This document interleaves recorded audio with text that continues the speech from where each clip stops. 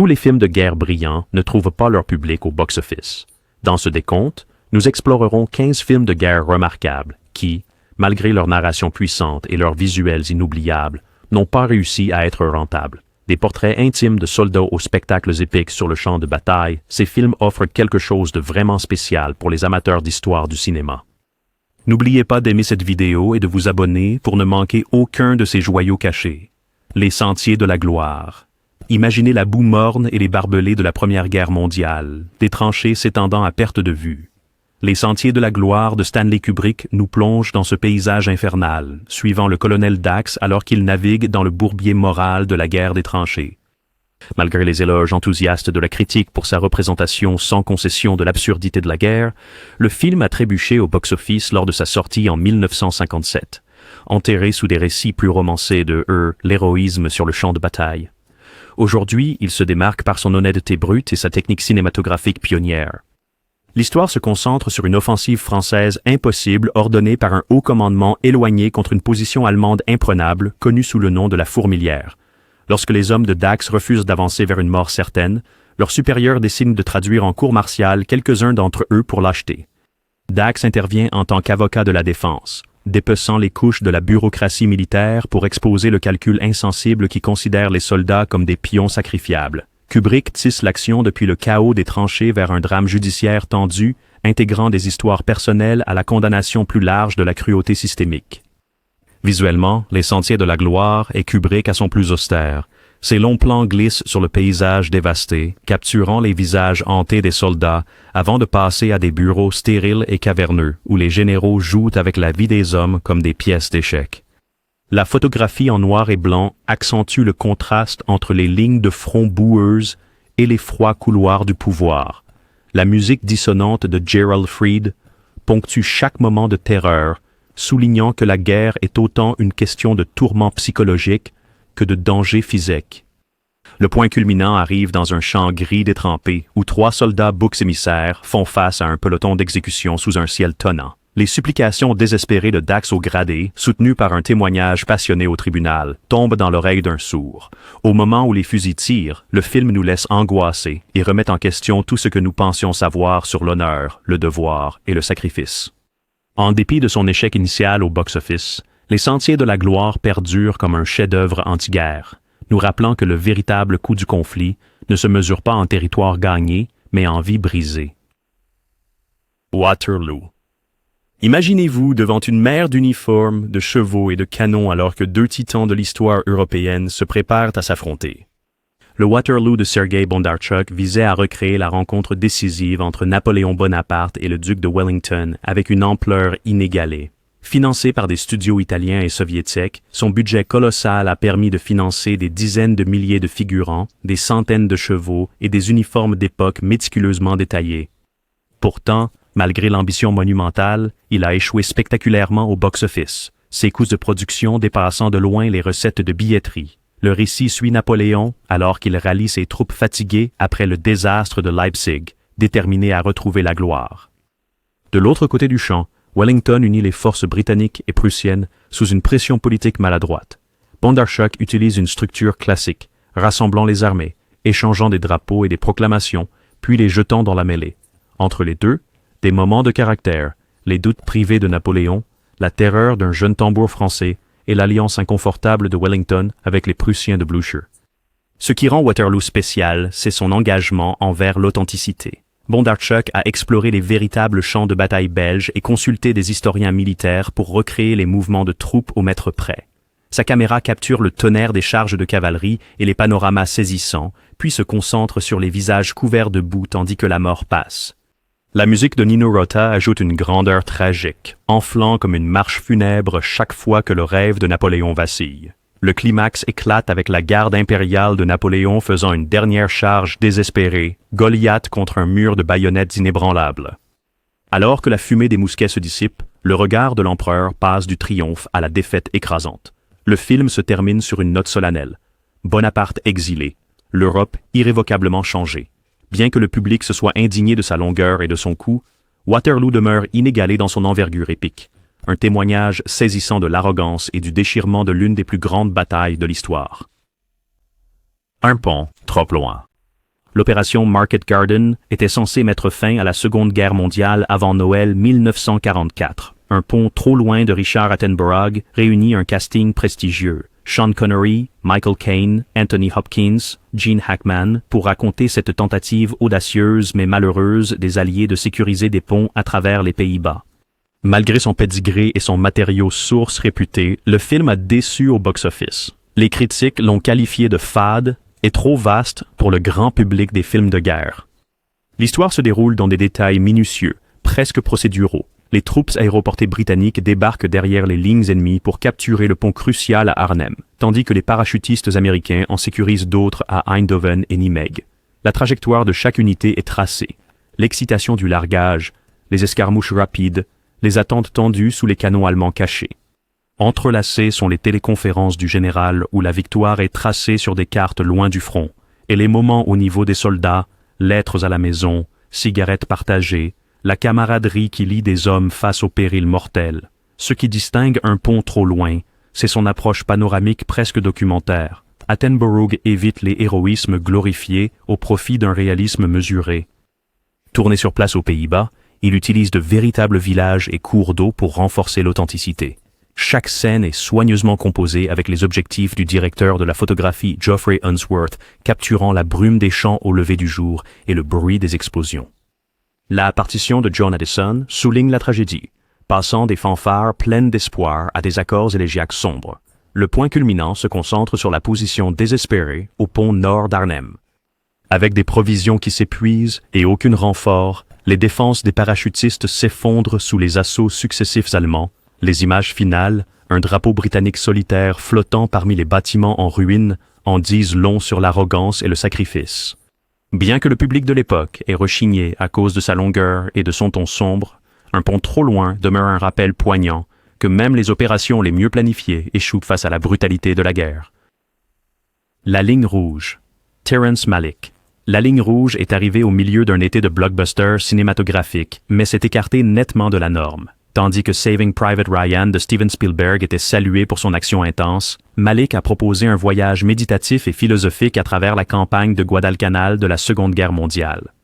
Malgré les éloges de la critique, y compris une nomination aux Oscars pour le meilleur film, il a à peine récupéré son budget de 50 millions de dollars, laissant les dirigeants du studio perplexes face à une histoire de guerre si réfléchie plutôt que pleine d'adrénaline. Le film s'ouvre sur un navire de transport militaire enveloppé dans la brume de l'aube, transportant des nouveaux Marines vers une île fortifiée par les Japonais. Au lieu de plonger directement dans le combat, Malick suit une poignée de soldats, le soldat Witt, le caporal Fife, le sergent Welch, alors qu'ils luttent avec la peur, la foi et les moments fugaces de beauté au milieu du chaos. À travers des voix chuchotées, les hommes réfléchissent à la maison, l'amour et la mortalité même lorsque les balles et les grenades déchirent le feuillage environnant. L'approche de Malick redéfinit la narration des films de guerre. Le directeur de la photographie John Toll baigne l'île dans une lumière dorée, juxtaposant la sérénité luxuriante de la jungle avec des éclats de violence. Le monteur Sark Klein tisse son et images en une tapisserie onirique. Les appels d'insectes, le fracas des vagues et le bruit sourd des bottes sur la terre humide. La musique du compositeur Hans Zimmer oscille entre des motifs de piano envoûtants et des cordes enflées, renforçant le rythme contemplatif du film.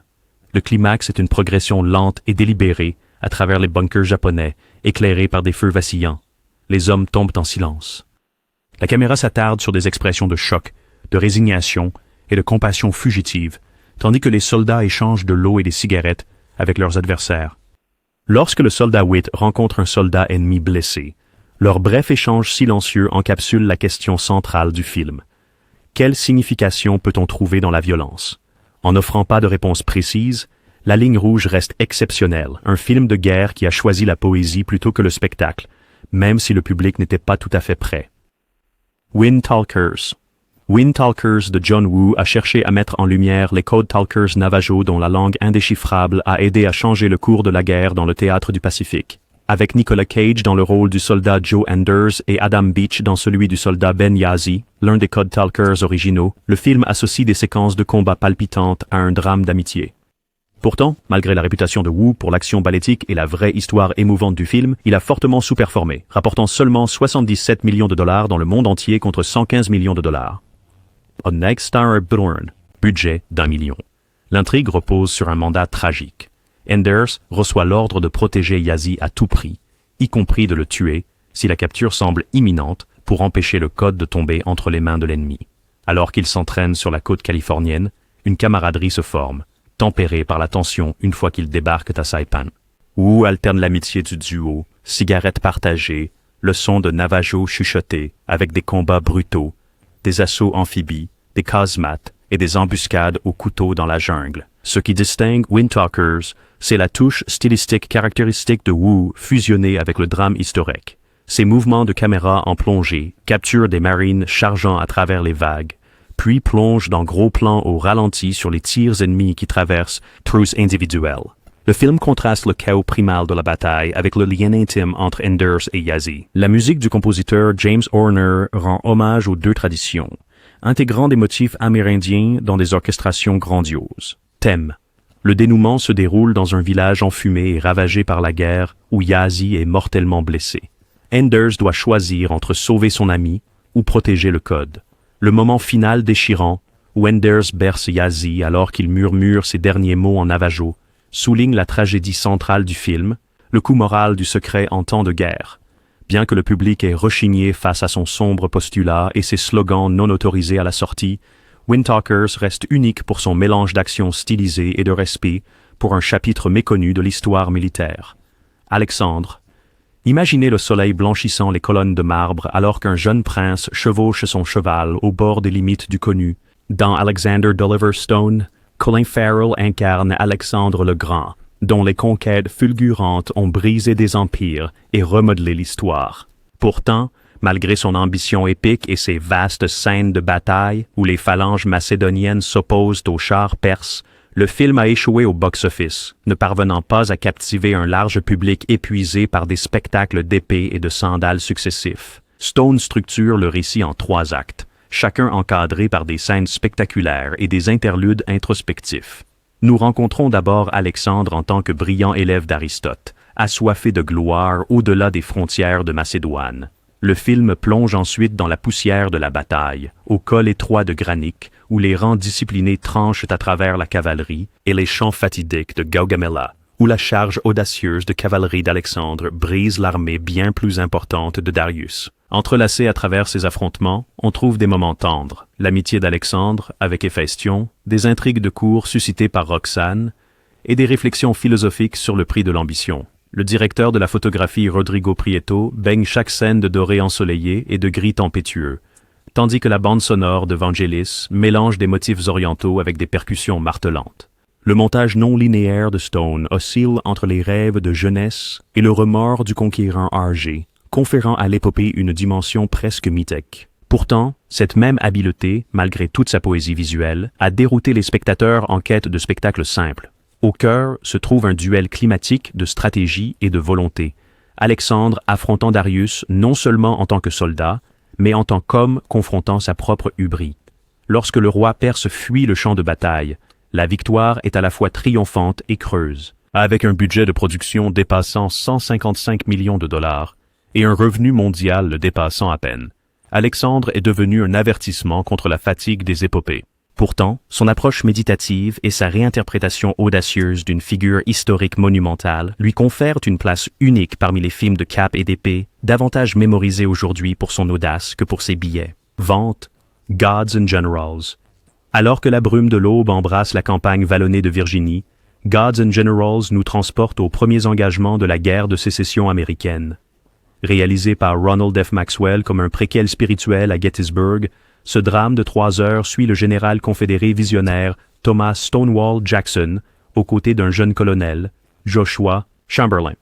Malgré sa source respectée dans le récit de Michael Shara, lauréat du prix Pulitzer, le film a enregistré des résultats mitigés au box-office, ne rapportant que 12 millions de dollars contre un budget de 57 millions de dollars. Maxwell façonne l'histoire en 4 mouvements. Le premier introduit la foi fervente de Jackson et son génie tactique, alors qu'il transforme des fermiers hétéroclites de Virginie en une force inébranlable. Ensuite, la caméra balaie les camps de l'Union, où Chamberlain lutte avec le devoir et la conscience, révélant le coût humain d'une nation déchirée. Des interludes de dévotion autour du feu de camp s'enchaînent, avec des engagements tonitruants sur le champ de bataille, cavalerie char, Les charges soulèvent la poussière en marche léthargique d'infanterie, et chaque bataille est chargée d'enjeux personnels. Ce qui distingue Gods and Generals, c'est sa révérence construite lentement pour les personnages, plutôt que pour le spectacle. Le directeur de la photographie Kees Van Oostrum cadre les gros plans du livre de prière de Jackson contre ses commandes, tandis que la partition plaintive de Mark Isham tisse des chœurs hymniques à travers le rugissement des tirs de mousquet. Le rythme délibéré du film et son ton presque dévotionnel ont été salués pour leur authenticité, mais ont aliéné les spectateurs s'attendant à une action sans arrêt. Le climax arrive à Chancellorsville. La marche audacieuse sur le flanc de Jackson, enveloppée par les ombres du soir, prend par surprise les forces de l'Union. La carnage est brute, mais le triomphe de Jackson est de courte durée. Un incident de tir ami le laisse mortellement blessé. Alors qu'il murmure des ordres de cavalerie depuis son lit de mort, le film nous laisse face à la foi, au sacrifice, et à la vallée d'un héroïsme méconnu que l'histoire passe souvent sous silence. L'Alamo. Imaginez des plaines poussiéreuses, s'étendant vers une mission en pierre solitaire, des drapeaux claquant dans un vent impitoyable du Texas. Dans The Alamo, le réalisateur John Lee Hancock réanime le siège emblématique de 1836, où un petit groupe de défenseurs texians a choisi la défiance plutôt que la reddition face à la vaste armée mexicaine de Santa Anna. Malgré les performances marquantes de Dennis Quaid dans le rôle de Jim Bowie et Billy Bob Thornton dans celui de Davy Crockett, le film a rapporté moins de 25 millions de dollars sur un budget de 107 millions de dollars, grevé par des erreurs de marketing et les critiques des puristes historiques. Hancock structure la narration en 4 étapes.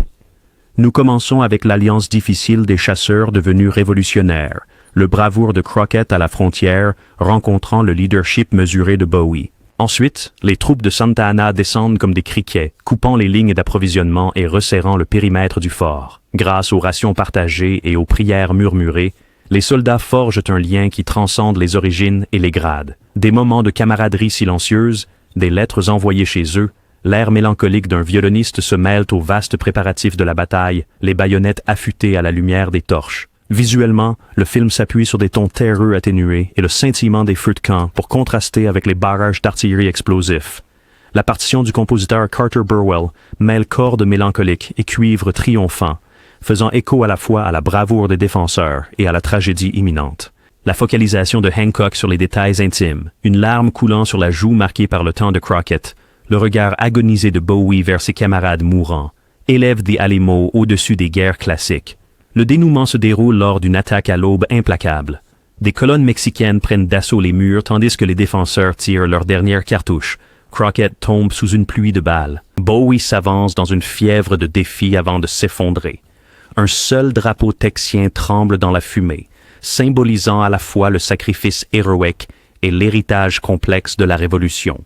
Bien que les spectateurs soient restés éloignés, cet Alamo perdure comme un hommage au personnage animé par une détermination méconnue à la frontière de la liberté. Le royaume des cieux. Dans la brume dorée de Jérusalem au XIIe siècle, Kingdom of Heaven, de Ridley Scott, dramatise le choc des croyances lors des croisades. Orlando Bloom joue le rôle de Balian d'Ibelin, un forgeron entraîné au cœur de l'intrigue politique et de la guerre sainte. Lors de sa sortie, le film n'a pas bien performé sur le marché intérieur, rapportant environ 65 millions de dollars contre un budget de 130 millions de dollars. Pourtant, la version du réalisateur a ensuite été saluée pour avoir restitué des arcs de personnages riches et une profondeur thématique. Scott encadre le récit en 3 actes.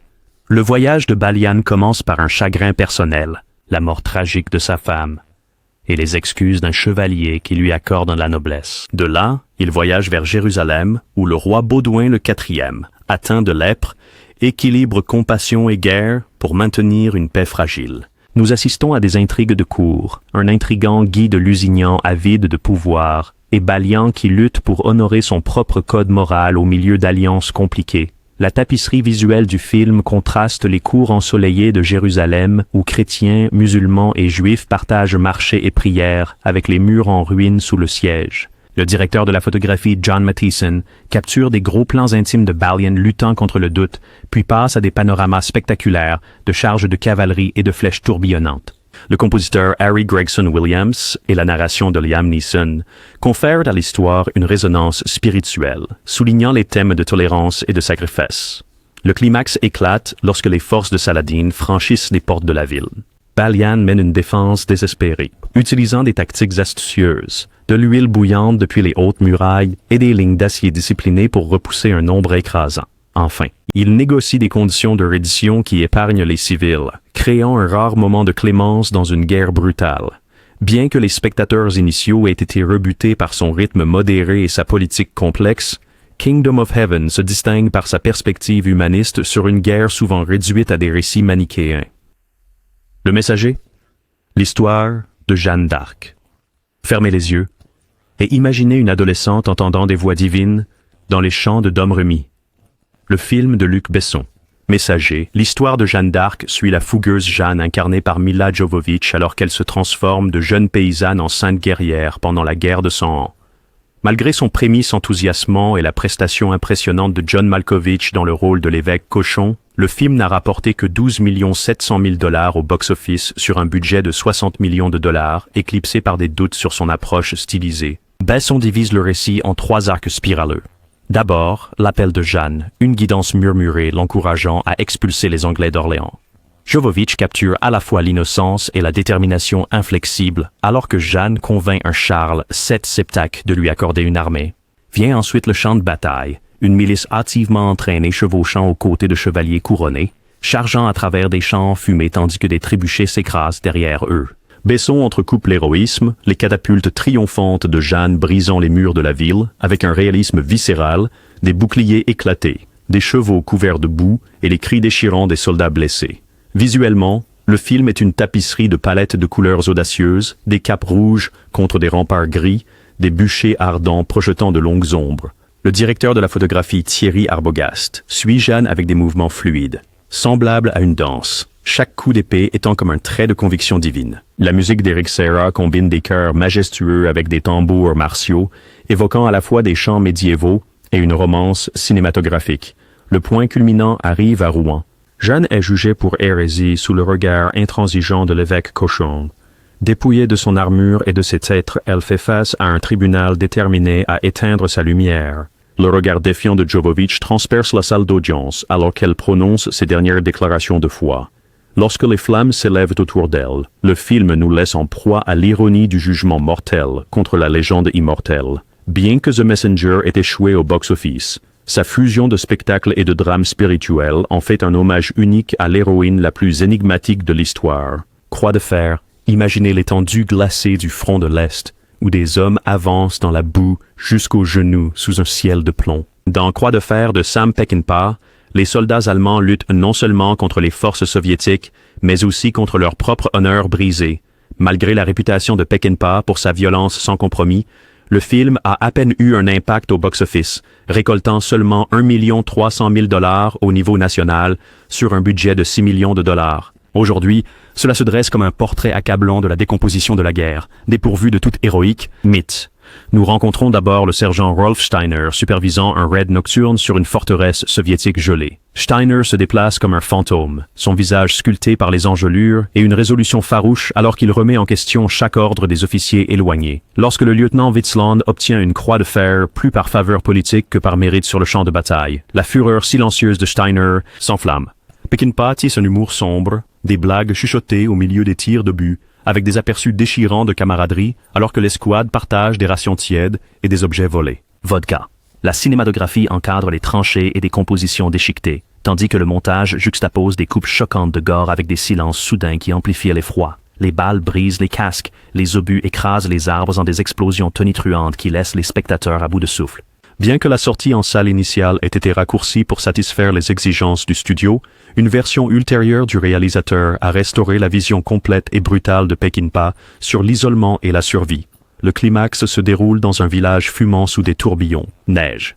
Les hommes de Steiner, réduits à une poignée, montent une défense désespérée contre les forces soviétiques déferlantes. Au milieu du chaos, Steiner confronte Witzland au sujet d'honneur volé, leur affrontement idéologique se déroulant à côté de murs brisés. Quand la poussière retombe, Steiner se tient seul, serrant son fusil endommagé, hanté par des médailles, qui paraissent insignifiantes dans un pays où chaque acre est imbibé de sacrifice.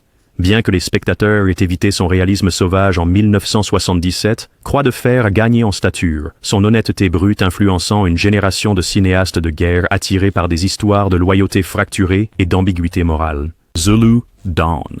Imaginez des plaines poussiéreuses sous un soleil africain implacable, où les chemins de bétail rencontrent des ambitions impériales. À Douglas, Zulu Down de Walt Fox, les forces britanniques marchent vers Isandlwana sans savoir qu'elles vont subir l'une des défaites les plus étonnantes de l'histoire. Malgré une distribution de choix dirigée par Peter O'Toole et Burt Lancaster, le film a échoué au box-office, ne rapportant que 5 millions de dollars sur un budget de 6 700 000 dollars. Aujourd'hui, il se présente comme une préquelle frappante mais négligée du film Zulu de 1964, offrant une vision crue de l'arrogance coloniale. Le récit commence au milieu de l'année 1879, suivant le lieutenant Melville, alors qu'il conduit une colonne de soldats en uniforme rouge, à travers des prairies ondulantes. Ses ordres, sécuriser la frontière et réprimer la résistance zoulou. À ses côtés se trouve le lieutenant Chard Fougueux, dont le pragmatisme aguerri s'oppose à l'idéalisme de Melville.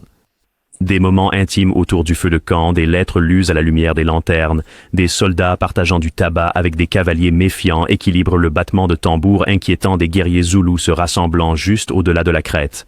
Les séquences de bataille éclatent sans fanfare. 15 000 guerriers zoulous déferlent en vagues coordonnées, leurs chants remplissant l'air avant que la fumée et le feu des mousquets ne couvrent tout le reste. La caméra bascule et tourne alors que les pics britanniques s'entrechoquent avec les lances assegai, plongeant les spectateurs dans un tourbillon d'acier et de sueur. La musique d'Elmer Bernstein mêle des motifs choraux envoûtants à des percussions martelées, évoquant le choc de deux mondes. Le point culminant se produit sur la crête sud de la colline d'Isandlwana, où la fine ligne de défenseurs de Melville flanche sous les manœuvres de contournement. Alors que les munitions s'épuisent, les officiers et soldats forment des carrés désespérés, seulement pour être submergés dans un combat brutal au corps à corps. Dans un dernier moment à couper le souffle, Chard se sacrifie pour sauver des camarades blessés, sa silhouette se découpant sur la fumée montante, un témoignage du devoir au milieu du chaos. Bien que sa sortie en 1979 ait laissé le public mitigé, Zulu Down résonne désormais par son portrait sans phare de la défaite et de la résilience. Son refus des crescendos triomphants au profit d'une tristesse persistante en fait une entrée audacieuse, bien que peu vue, dans le cinéma de guerre. Tora, Tora, Tora, imaginez les eaux calmes de Pearl Harbor, miroitant sous un soleil insoupçonné. L'unité américaine de Richard Fleischer et l'unité japonaise de Kinji Fukasaku et Toshio Masuda unissent leurs forces dans Tora, Tora, Tora, dépeignant la planification et l'exécution de l'attaque surprise du Japon le 7 décembre. Malgré son ampleur massive et une attention méticuleuse aux détails, le film a déçu au box-office, engrangeant 23 millions de dollars en Amérique du Nord pour un budget de 25 millions. Aujourd'hui, il se distingue par sa perspective équilibrée et sa précision de style documentaire. Le film se déroule en files parallèles. À Tokyo, l'amiral Yamamoto lutte avec les contraintes politiques pour autoriser l'attaque, tandis que les pilotes japonais se préparent sur des porte-avions lointains. Simultanément, des officiers américains à Pearl Harbor, le capitaine Bennion et l'analyste du renseignement, le commandant Cunningham s'interroge sur les avertissements déchiffrés. L'entrelacement de ces intrigues accroît la tension, tandis que les platitudes diplomatiques dissimulent une attaque imminente. La cinématographie capture les deux côtés avec une égale révérence. Les héros survolent les ponts, puis passent aux cieux hawaïens, où des guetteurs aperçoivent une brume d'avions approchant. La conception sonore alterne entre réunions stratégiques feutrées et chutes de torpilles tonitruantes, soulignant la fine frontière entre paix et pandémonium. La partition de Jerry Goldsmith mêle tambours militaires et flûtes envoûtantes, soulignant la tragédie gravée dans chaque image.